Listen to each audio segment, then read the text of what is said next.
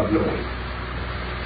But it does so in a manner that leaves no weakness or insecurity, and also by discipline relieves the human being of one intensely dangerous reflex, and that is fantasy. Until fantasy is conquered, every spiritual discipline of man is a danger to him, inasmuch as fantasy can and usually is mistaken for an advanced state of knowing. Fantasy exists as long as the various departments of man's personality are undeveloped. As long as the human being is selfish, he can fall into fantasy and does. As long as he is egocentric, he is suffering not only from hallucination, but the danger of many errors and many phantoms arising in his experience. While he is capable of anger, he is capable of error. The moment the individual finds that he has reached the extremity of his own temperance, he has reached the circumference of his own safety. That is terribly, terribly important. Man living from within himself and planning and preparing for a superior kind of existence reminds me a little bit of the writings of the French transcendentalist Elvis Lévy. This priest, who took the Kabbalistic name of Lévy,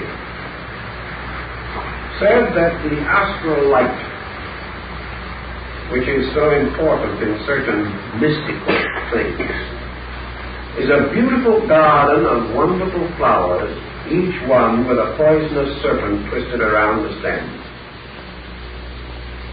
This is the fool's paradise, and the only paradise the fool can ever inhabit. It is the paradise of wishing. It is the paradise of mystery and imagining. It is the paradise of fantasy. It is where the individual finds it possible to validate anything he hopes for, wishes for, or believes in. But every wish, every hope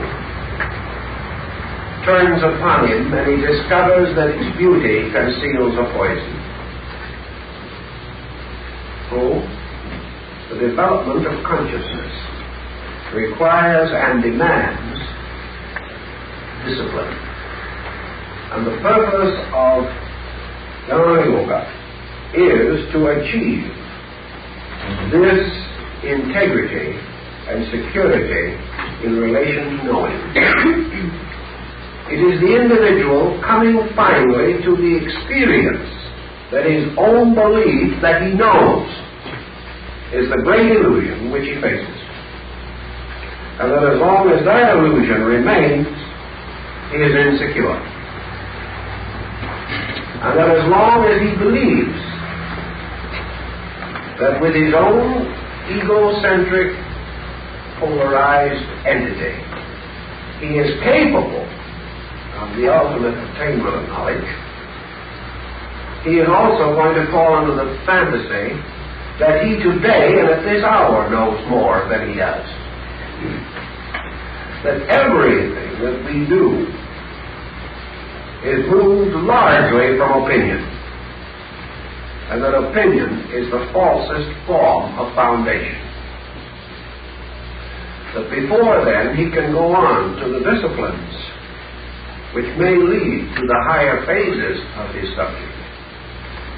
He must free himself from the illusion of false knowledge, and the illusion that knowledge can be possessed by him. This is a long road, and what we call learning is the gradual discovery that we do not know. Now, in line with the thought that we had last week, friends have suggested that about this time in the talk, we give everybody a 5-minute stretch. How many folks would think that's a good idea? All right, let's have a 5-minute stretch and then go on.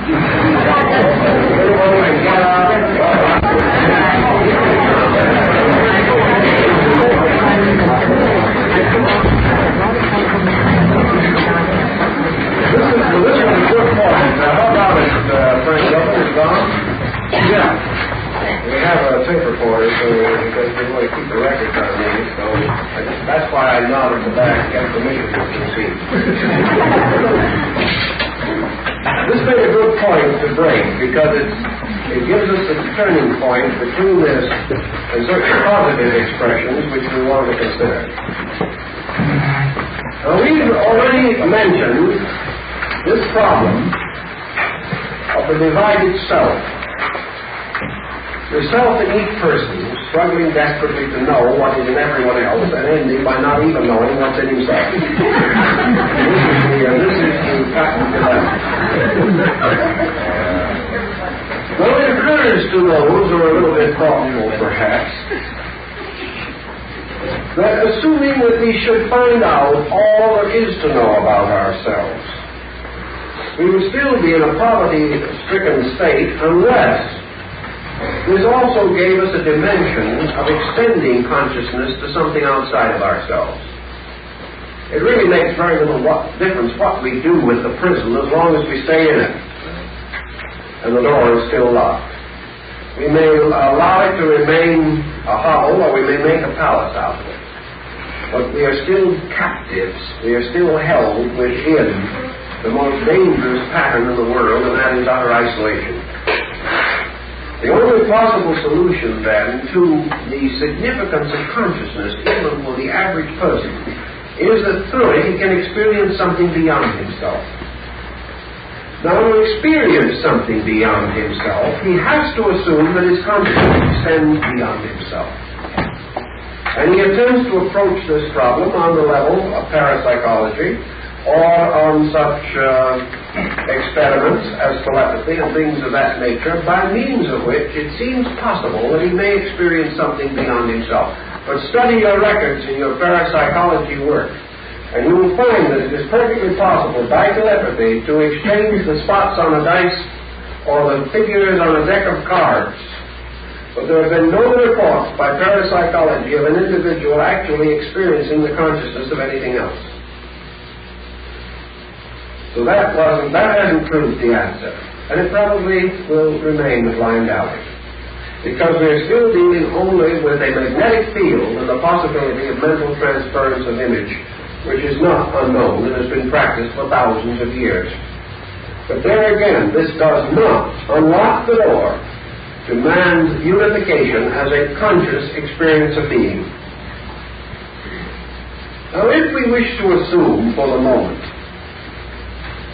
a Platonic position, and to begin with the concept of totality, and to recognize that totality represents one knowing power, infinitely diversified but undivided, we may begin to get nearer to something. There is the old description that comes in both Eastern and Western literature of the man who put his fingers through the holes in the curtain. And the man on the outside said, "I see 5 fingers," but the man behind said, "I see 1 hand." And that is one of the problems. We see on the outside, on the phenomenal side, separate parts that we are beginning to apperceive as a rational necessity. That these parts are the members of one thing larger than the totality of themselves and including all these parts. In your Eastern concept of yoga, therefore, selves, conscious entities, are recognizable as parts of a totality greater than themselves. And here's another important thing. The fact that the individual looks at himself does not mean that he experiences himself. Therefore, the individual may say, I am a spiritual being. I am eternal. I am immortal. I am part of something greater than myself. But still, because of the position which he takes in actually making these statements, he cannot experience the thing he states. He's blocked by the fact that these are the phenomenal observations of his own unit of intelligence. Consequently, he is not experiencing these things. He is merely affirming them intellectually. He can say, I am part of God, but that does not convey to him the experience of God. Nor does it convey to him the actual proof of the statement that he himself has made. It is an affirmation, not a realization, not an inner experience of being. Beginning consequently with the concept of totality and moving downward, we come to the basic problem of what constitutes the essential nature of totality. And here, as I have said, we are merely using words. We do not know whereof we speak. But we have certain internal apperception of some phase, some fringe of what we mean. There is something there, whether we're able to integrate it in our own idea or not. And the thing that we intuitively or inspirationally know or believe with great conviction and intensity is that this totality consists of the absolute unity, not only of things visible, but of principles invisible, of energies, of qualities, of emotions, of thoughts, of ideals, of dreams, of aspirations, of every conceivable and inconceivable function of this mysterious and elusive thing called consciousness. Therefore, essentially, this totality represents more than what we would term cosmic consciousness, more than what we would call the infinite or the absolute in our religious theological understanding of such terms, more than the term God as we use it in a sectarian way. It represents something which transcends even the concept of being as creature or as a separate and recognizable entity. It is no longer God sitting up somewhere. It is no longer law moving from some radiant center. It is no longer a spiritual sun shining in a celestial firmament. It is beyond all of these things. And we conceive of it as boundless, definitionless, limitless, and all-pervading, all-diffusing allness, deficient in nothing conceivable to creatures. This in itself then becomes, to a strange way, or in a strange way, a vast ocean, an incredible space sea. In the Old Testament, in the old Jewish writings, in Genesis, it is said that the waters which were above the firmament were divided from the waters which are beneath the firmament. And the waters above the firmament were called in the old rabbinical law the Shemayim. And this was the infinite, all-permeating sea of light. It was everything. It was the infinite spirit matter, the infinite space-time, the infinite life substance, the infinite consciousness intellect, and yet infinite, boundless, and thereby definitionless. For that which is not with definition of form or kind cannot be defined by thought or word. It is therefore an all-permeating, all-pervading totality of life. So what would be said, what could we say concerning the mood of this? How is it to be experienced? Totally experienced, we probably do not know. Because even the greatest mystic, even the greatest saint and sage in his samadhi or in his trance, the greatest mystic in his apatheistic ecstasy, cannot be said with certainty to have experienced the totality of it. He has come so close to something that he has been overwhelmed by it. But he cannot be said to have permeated to its core or to its infinite completeness.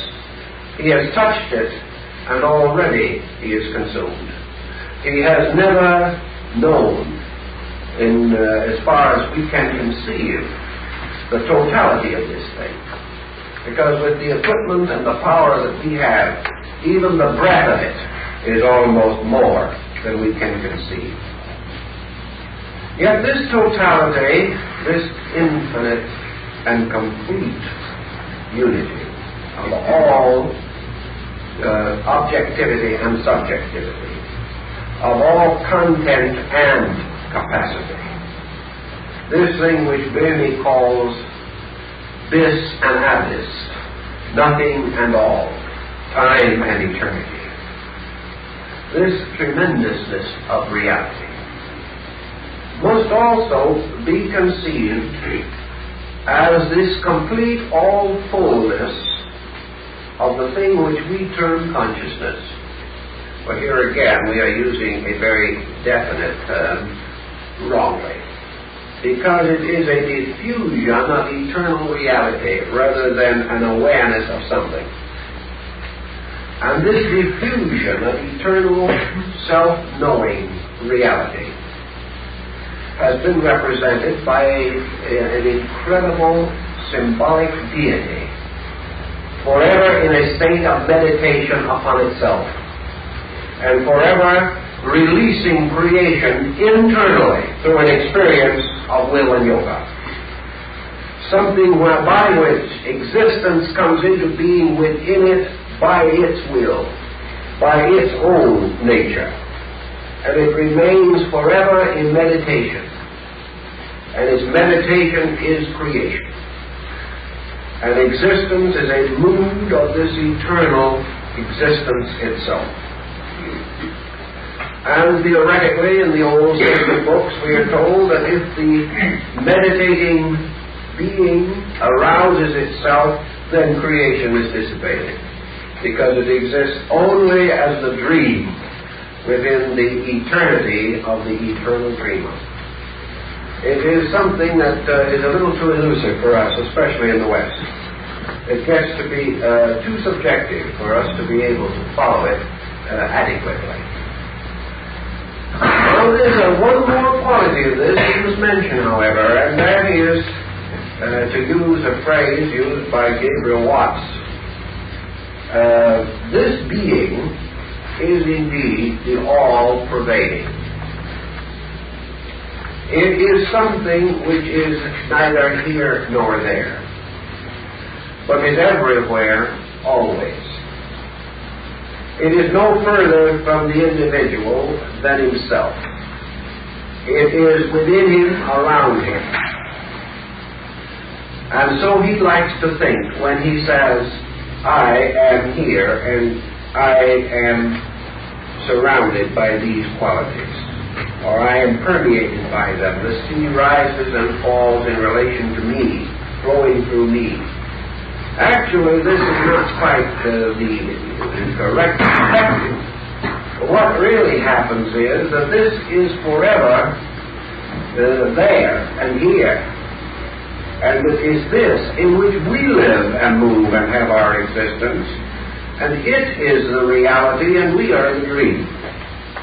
There was an old Chinese book I found at one time that pointed out that when the gods created man, they gouged holes in space, and that these holes have been walking around ever since. That man is the vacuum, and space is the infinite fullness. And man is a vacuum because he has closed his consciousness to the light of which he is a part. He has shut out the infinite, and therefore is a hole in it.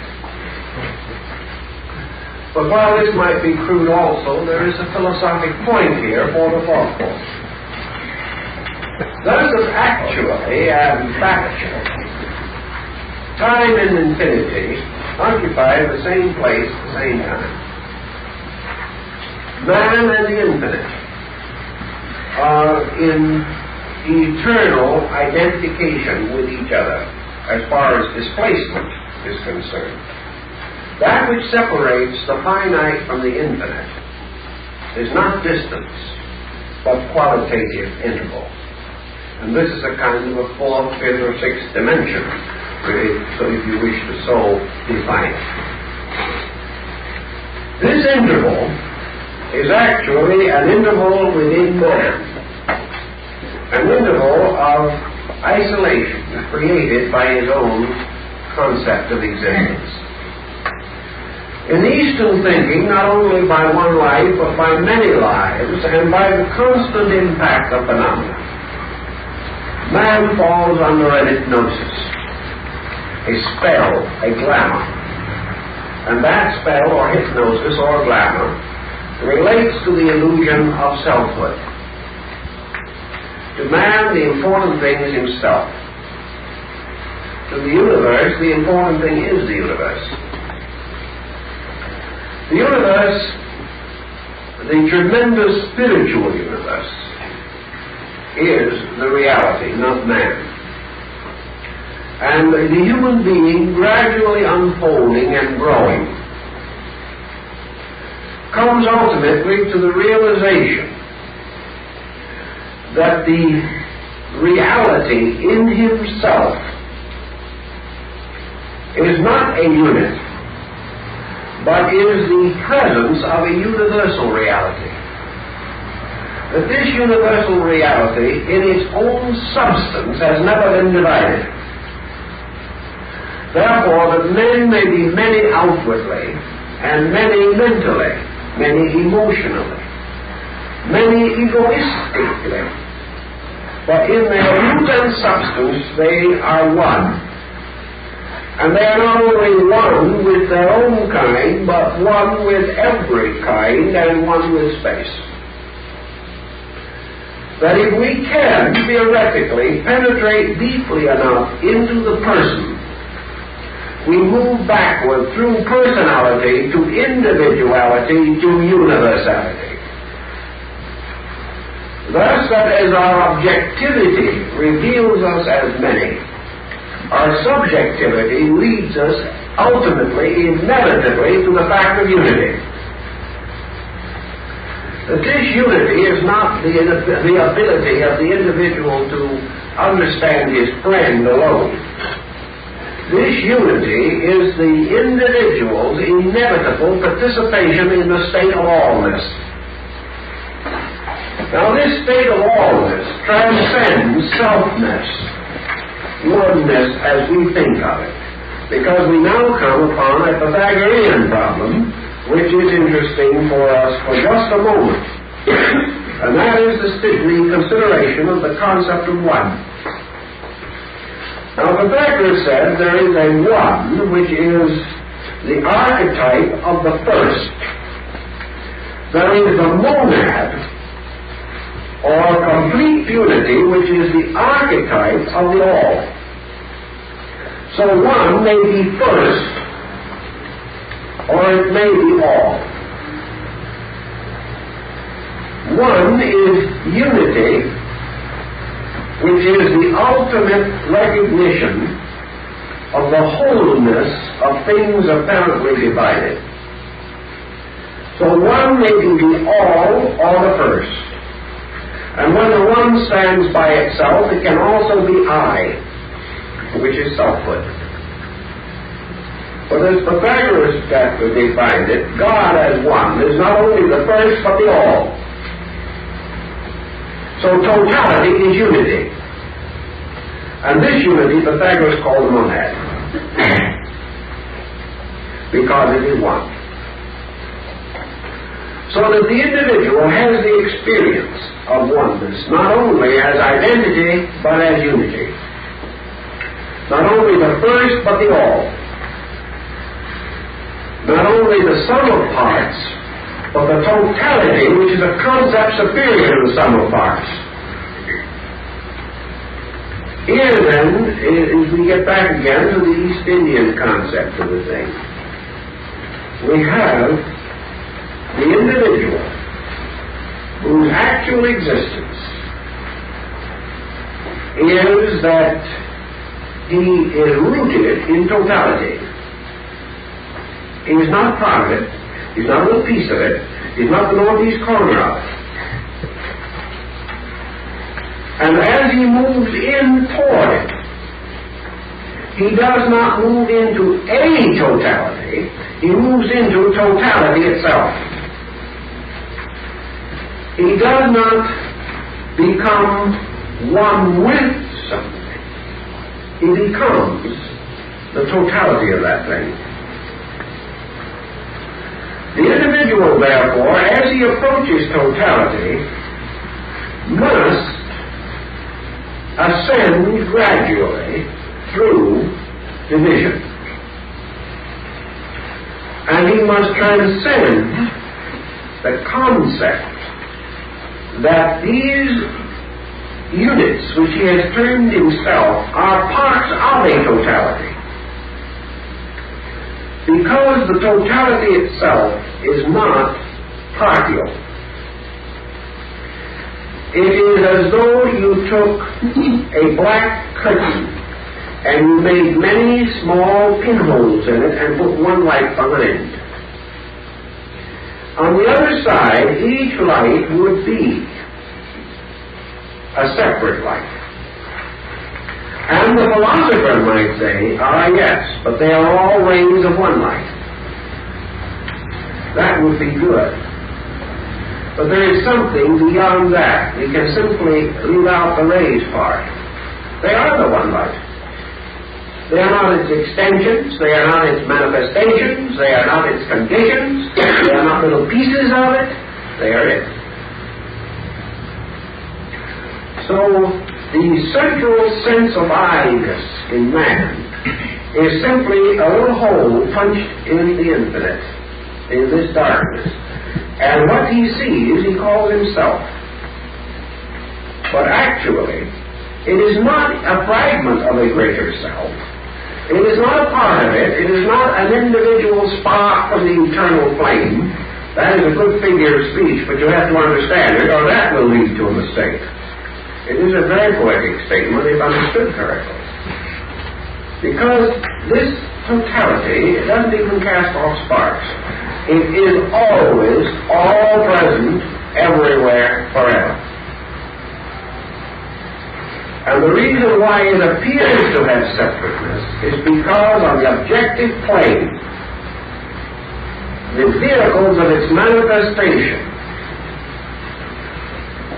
have what appears to be a separate existence, without the realization that they exist because of this complete unity, and that their life belongs to it. So gradually we come to the concept that in the totality of things there is one body, creation. And whether it's the ant, or the man, or the planet, or the star, there is one body. And what we call body appears to be a number of forms because we can move in around the parts of them, but the totality of form is a unit in itself. There is one mind. This mind is broken up, apparently, through the phenomena of human mind-brain association, so that we seem to all have separate minds. There is one emotion, but we all seem to have separate feelings, But these feelings are the conditionings by matter and ignorance of one emotion. We have one consciousness, but because of the differences in the vessels into which consciousness flows, we apparently have different kinds of consciousness. The Zen Buddhists have a way of explaining that is rather nice. They use the concept of a great stream of water to represent this infinite consciousness. So a man takes a round vessel and fills it with this water, and he holds it in his hand and says, "Behold, the water is round." Another man comes with a square vessel, fills it, says, "Ah, no, water is square." And another man comes with a long, thin pipe and fills that. And he says, "No, water is a long, thin pipe." In other words, the concept is that this universal reality appears to take the likeness of the forms which hold it. And wherever the diversity of forms appears, we are inclined to assume that these forms define the proportions, dimensions, and attributes of this principle, when actually they do not. The motion of this principle causes it therefore to be susceptible of being described as an insect, as a bird, as a blade of grass. But none of these descriptions define that principle itself. And in each kingdom of life, in each way of life, there are symbols which are apparently the manifestos of life. But the life itself is one. The root is one. The inevitable energy is one. And this energy, differentiating on levels of consciousness, intelligence, force, represents first unities of these things within its own sovereignty. Being it all. The totality of consciousness is a manifestation of being. The totality of intelligence, or mind, intellect, is a manifestation of being. The totality of force is a manifestation of being. Consciousness, intelligence, and force are a triune aspect of being, the base of an infinite diversity of trinities and triads and the Trinitarian doctrines of all kinds. But these three themselves, consciousness, intelligence, and force, are again merely appearances, forms, modifications of that which is all of them and is itself also totality, continuum. So in its pure totality, being is the absolute, indivisible completeness, deficient in nothing, that is required or possible in an infinite manifestation of its own nature. Man, going into himself, therefore, has to move inevitably as an experience of consciousness backward or inward toward source. This is his only hope. The only way home is back into source. If he continues to go out objectively into phenomena, he can go out to the furthest reaches of space, but he will still be imprisoned, because he can never escape by extending himself on a level. And on the level of matter, he can go to the end of time, but he will never escape matter. Therefore, he will never find reality. He must recognize that the ladder of faculties and powers which he has within himself must be climbed by himself toward his own source. And that the only way out of ignorance is toward reality. And the only place that reality is accessible to the individual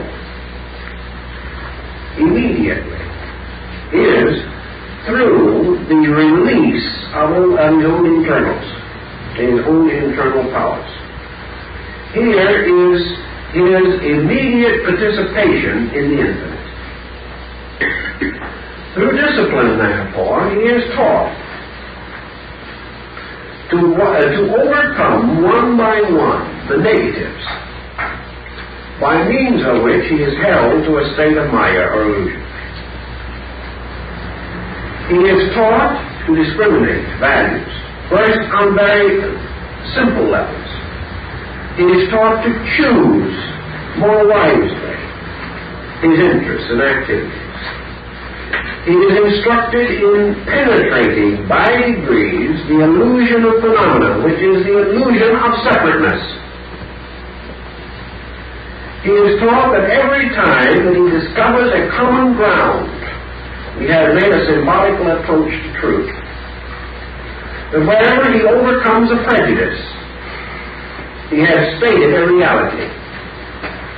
Wherever he has removed conflict between himself and another person, he has stated a reality. Wherever he has synthesized diversified knowledge within his own nature, has found common denominators for ideas and opinions variously held. Wherever he has found a link between his own profession and the work of another man, wherever he has found a common ground between the contentions of one creed and the pretensions of another, wherever he has gradually gained the skill to experience unities, where previously he beheld only diversities, to this degree he begins a gradual series of affirmations by action, statements by conduct, moved by conviction, toward realities. Wherever, for any reason, he divides things now united, he is adding to the illusion. So knowledge has as its primary purpose in him, its daily purpose, the overcoming of ignorance. And the overcoming of ignorance is essentially the overcoming of diversity. Diversity, the recognition of the so-called reality of divided parts, is ignorance. Ignorance is based upon the inability to bridge. The ignorant man lacks bridges between himself and life, between himself and others, between himself and the prevailing opinions, knowledge, doctrines, ideas, beliefs of his time. He therefore improves himself in order that he may understand. And understanding is again an experience of unity, often through sympathy. Understanding, knowledge, then, has as its internal primary, its great purpose, this demonstration of identities, the proving through experience of sovereign realities larger than parts, and solving any problem of parts by discovering the superior unity which controls them. A man studies an art or science. He cannot proceed long before he realizes that the arts and sciences are part of one thing. He studies science, then he studies philosophy, then he studies religion. But ultimately he learns that these are three names for one essential principle. As knowledge increases, he discovers the identities of these three and their integrity as elements of a unit or of a larger design. So he discovers that above religion, science, and philosophy is the over-concept of truth itself. That they are dimensions or extensions of the idea of truth on a level of illusional or imperfect mind. So his search for knowledge is always rewarded by the experience of unity. Now, on the emotional level, the experience of unity can produce the phenomenon of love. Because love arises from the recognition of values, from an experience toward decentralization of self. There can be no real love unless there is a bridging between self-purpose and service to another creature.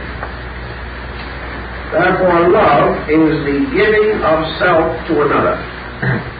It is a departure from self. It is an escape from isolation, which is a term for selfhood. Love, therefore, is the recognition of the good in another. It is the service of that good in another. It is the dedication of personal energy, power, to an impersonal or non-personal objective, the service of another. Therefore, it helps to break down egocentricity.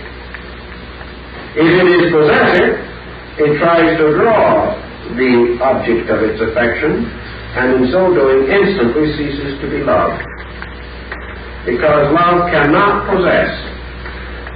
Where there is possession, there is passion, but there cannot be love. So love becomes again a unifying power. We say, love your neighbor, love your enemy. To love must come with understanding. And understanding is breaking down false barriers which have been built between identities, things substantially indivisible, artificially divided by the ignorance in man himself. So everything that tends toward the recognition of unity is an advancement of learning. So we go gradually against the stream. For remember, in the Western world, we have made the great pattern of specialization by breaking up unity. We are paying for that in our psychology of life. We are paying for the glorification of fragments by gradually becoming more and more fragmentary as a civilization and less able to unite, cooperate, or work together for any common objective. We are producing people who think only of their own advantage. That is the end of social unity. And when society ceases to be a wholeness, it dies. For society is a unity and an experiencing unity. And society depends for its survival upon the good of the whole being elevated above the rights of the individual, yet under a lawful and proper order. Man approaching the mysteries of consciousness must also think in terms of the good of the whole, unity, above the advantage of the divided parts. So he proceeds, and knowledge continues to increase in him as an experience of identities. For this is essential knowledge. It's nice to learn to speak Greek. It's very pleasant to learn to square the circle or trisect the angle. But essential knowledge is the constant pushing toward the recognition of unity. That is essential knowledge. On any and all levels, it causes the individual to ascend to the experience of a totality of some kind. And every totality is a miniature of the universal one. Every totality is a symbol of infinite unity. So that which lives in the approach to totality is living perpetually in a state of worship. Whereas that which lives in a sense of fragmentation is living perpetually in a state of blasphemy, in the discrediting of the divine power, the perverting of its agencies, the misuse of its principles. Knowledge, then, is always moving toward this unity. Not on an intellectual level, but gradually on an experiential level. The individual is learning to become aware of unity. is becoming therefore aware of something which has an existence. And he is also becoming aware of something which, as his awareness increases, he realizes to be greater than himself. Now, the individual does not hesitate, usually, to acknowledge the existence of a power superior to himself, but he lives as though it did not exist. He lives as though any power superior to himself was little better than an interference. Actually, the gradual experience of unity causes man, by degrees, to become aware of the sovereign unity, and to see in each of the united patterns like a magnificent crystal or a snowflake, which is a perfectly orderly unity, the dynamic symbols of infinite unity. That each unit, each thing which is a completeness in itself, is a seal, as Bailey called it, the signaturum rerum, the great, real, positive seal of the infinite. And that reality stamps itself upon all wholeness, and that all wholeness participates in its experience. And that therefore man, to experience, as far as he can, absolute unity, must achieve this experience through the totality of himself. Now, the totality of himself can imply several things, but essentially it implies the gradual unfoldment of his own potentials, so that there is no longer any deficit or deficiency in his parts by which fragmentation is perpetuated. For where there is something that is strong and something else that is weak, there cannot be unity. So that if man has many faculties, uses half of them, and does not use the other half, he cannot have the experience of totality. Totality is the experience of its own nature. And when the individual, through the extension of his knowledge, through the gradual ascent of his consciousness, gradually eliminates the error from the compound, he finally arrives at the summit of his own potential. And then ascending that summit and reaching that summit, which is also the end of knowledge, he finds that the only thing that remains now as an illusion is himself as the observer of all other things. That between him and the infinite there remains only his own determination to see or examine the infinite and to know it. And that as long as this interval remains, he is not in a state of identity. Therefore, the yogas lead to the gradual diminution of this sense of the subject-object. And the individual, having achieved gradually nearer and nearer to unity, discovers on a vast scale that which he experiences first on a simple and human scale. We say in daily living that the happy man is the one who forgets himself. That is also true of the great achievement of yoga. The sublime man, the illumined man, the individual capable of the infinite experience of illumination and identification, is the person who has forgotten himself. And in having forgotten himself, has become susceptible of or capable of the infinite experience of being. So as self-forgetfulness turns us from our small sorrows to more useful living, so the supreme act of self-forgetfulness makes available to man the complete re-identification of himself with undivided being. Now, The individual says, I dive into the ocean and I am lost. We do not know that that is so. We know, however, that the individual approaches an undefinable state of absolute transcendency.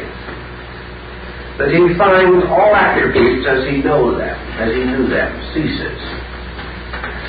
But with this also comes an incredible sense of infinite security. It comes a complete and total acceptance of totality. And something that we cannot understand until through growth and experience we have come nearer to it. And that is that the individual who gives up himself for reality has given up nothing. Because he had nothing to give up in the first place. But he had a long time trying to do it. And that therefore, at the end, instead of being a little self absorbed in the sea, he is actually the dreamer who has awakened. The only trouble is, he has no concept of what that waking state is. The only thing that he can conceive of is that he has passed from a state of seeming to a state of being. And because everything that he knows and thinks about has been part of a dream, he is afraid to awake. And because he has no concept of what lies beyond, he considers that waking is annihilation. But there is no evidence that such is the case. For waking is total experience of consciousness. And the individual who joins this consciousness and becomes aware of and immediately diffused in totality lies not at unconsciousness, but all consciousness. And in all consciousness, the individual becomes not a God, but God. Therefore, becomes identical with the infinite life, wisdom, love, law. And as this moves all things and is the root of all consciousness, it cannot be said to be oblivion. It is a transcendent state for which man has no available definition. But it can only arise as gradually the illusion dies through the disciplines of knowledge. And through knowledge, man comes finally to know that which is desirable. And in achieving this end, he gathers the resources of his nature for the final decision to awaken. And this final decision brings him into something not knowable by knowledge, but which he could not attain without the experience of knowledge to lead him, guide him, direct him, and in various ways protect him from the illusions and the compounding illusions which come in man's questing. So this, in substance, is all we can do tonight, for the time is up. And we'll have to save the further consideration of this and other problems for a discussion on Friday.